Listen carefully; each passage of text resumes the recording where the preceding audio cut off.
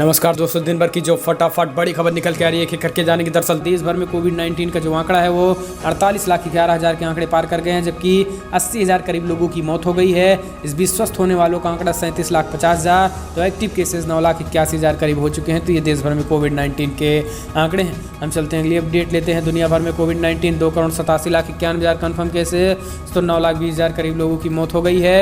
United state में 65,04,000 confirm cases, तो 1,93,000 करीब लोगों की मौत हो गई है।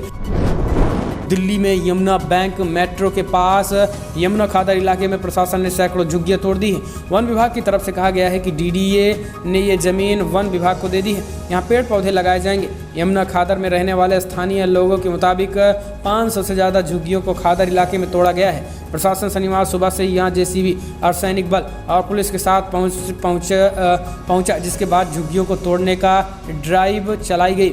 स्थानीय लोगों का आरोप है कि बिना नोटिस यहाँ से झुग्गियों को तोड़ा गया है। स्थानीय लोगों का कहना है कि मामला अभी कोर्ट में है, बावजूद इसके यहाँ झुग्गियाँ तोड़ी जा रही हैं।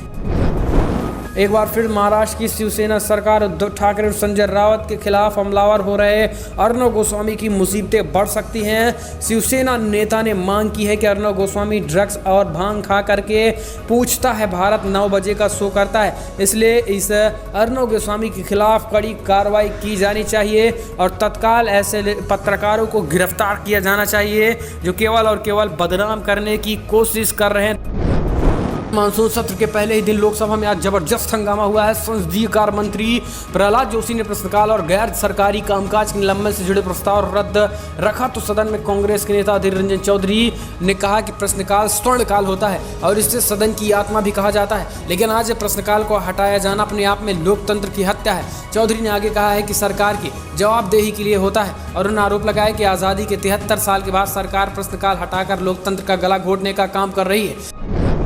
दिल्ली पुलिस स्पेशल सेल ने जवाहरलाल नेहरू विश्वविद्यालय जेएनयू के पूर्व छात्र नेता उमर खालिद की गैर कानूनी गतिविधियां रोकथाम अधिनियम यूएपीए के तहत गिरफ्तार किया है। खालिद को शनिवार को तलब किया गया था। उन्हें रविवार को लोधी कॉलोनी में विशेष सेल कार्यालय में जांच में शामिल होने के लिए कहा गया था। रविवार को दिल्ली पुलिस के स्पेशल सेल ने खालिद से करीब 11 घंटे लंबी पूछताछ की, जिसके बाद उन्हें गिरफ्तार कर लिया गया था। कोरोना के बढ़ते केसों के बीच भारत के कुछ हिस्सों में ऑक्सीजन सप्लाई की कमी की बातें सामने आ रही हैं। स्थानीय सरकारों और हॉस्पिटलों से जुड़े अफसरों का कहना है कि जैसे जैसे देश में केसों की संख्या बढ़ रही है, कुछ जगहों पर ऑक्सीजन की आपूर्ति में कमी आ रही है। आपको बता दें कि भारत में कोरोना के अब तक के 47 लाख से ज़्यादा केसेज आ चुके हैं। एक दिन पहले ही देश में 97,000 नए केसेस दर्ज किए गए थे, जो कि एक दिन के रिकॉर्ड है। इसके अलावा अब तक 77,000 लोगों की मौत हो चुकी है। कोरोना से सबसे बुरा हाल महाराष्ट्र का है, जहां अब तक कोरोना के 70,37,000 से ज़्यादा केसेज आ चुके हैं।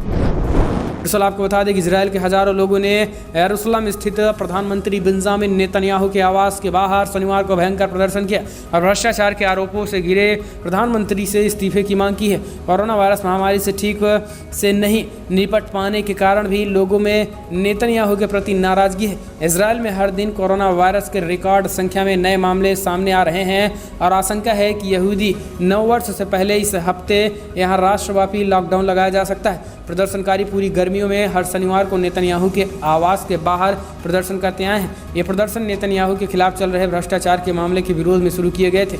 इसी के साथ कोरोना वायरस महामारी के कारण बने स्वास्थ्य संकट और उसके आर्थिक परिणामों को लेकर भी विरोध शुरू किए गए हैं।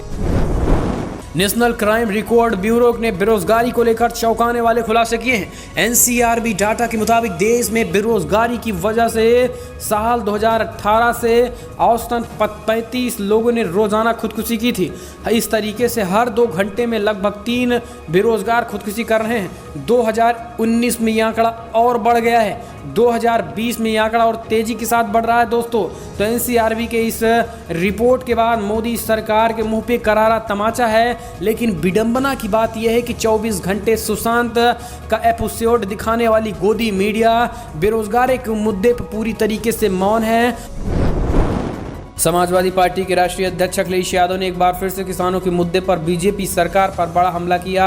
सोमवार को सपा अध्यक्ष ने ट्वीट करके कहा है कि भाजपा सरकार 2014 में ही किसान विरोधी रही है। भूमि अधिग्रहण के कुप्रयास के बाद अब भाजपा कृषि अध्यादेशों के जरिए किसानों को बड़े व्यापारियों को मोहताज बनाना चाहती है। भाजपा इन अध्यादेशों के किसानों की आज़ादी के जुमलों के नाम देकर किसानों को गुलाम बनाना चाह रही है। इसमें अखिलेश यादव ने ट्वीट करके मांग की है कि सरकार युवाओं, छात्रों, परीक्षार्थियों और अभ्यर्थियों की समस्याओं का समाधान के लिए समय सीमा निर्धारित करे और इसके लिए यूथ चार्टर जारी करे।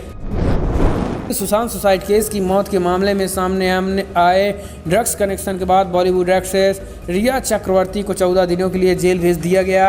रिया चक्रवर्ती के जेल जाने के बाद कई सेलिब्रिटीज़ उनके सपोर्ट में उतर आए हैं, जिसमें सोनम कपूर, शिवानी दांडेकर, राधिका मदान जैसे नाम शामिल हैं। अभी तक मामले पर चुप्पी साधे बैठी ट्विंकल खन्ना भी अब रिया चक्रवर्ती के समर्थन करती नजर आ रही हैं। ट्विंकल खन्ना ने रिया चक्रवर्ती के मीडिया ट्रायल को गलत ठहराया, जिसे लेकर अब अक्षय कुमार पर लोग निशाना साध रहे हैं। तो बड़ी खबर भी इतना, लेकिन अगर आपको वीडियो पसंद आए तो लाइक करके समर्थन करें, कमेंट के माध्यम से अपनी राय दें, वीडियो को ज़्यादा से ज़्यादा दोस्तों तक फैला दें। इस वीडियो में इतना ही। जय हिंद, जय भारत।